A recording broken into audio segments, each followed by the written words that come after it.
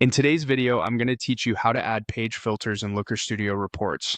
By the end, you'll know exactly how to enable a viewer filter bar, so your audience can interact with a page and slice the data without needing edit access.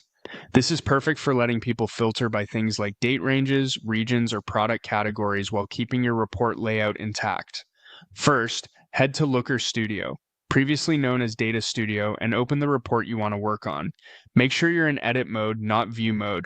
You'll know you're in the right place when you see the toolbar across the top with options to add components and controls. Next, look for the Add a Control option in the toolbar. Controls are interactive elements that let users filter or search your data. Click it and you'll see several choices. If you want a flexible page-level filtering experience, choose the Viewer Filter bar. This creates a slim bar that sits on your page and holds the filters your viewers can use.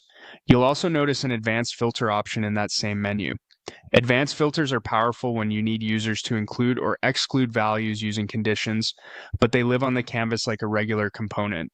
There are other filter controls there as well, such as drop-down lists and search boxes that are great for specific fields.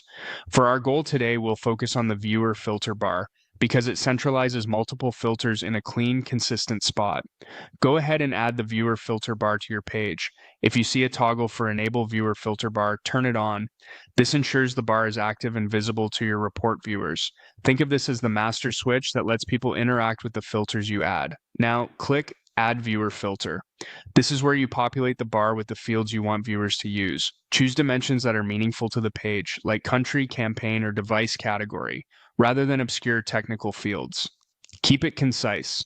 2 to 5 well-chosen filters usually provide control without overwhelming people.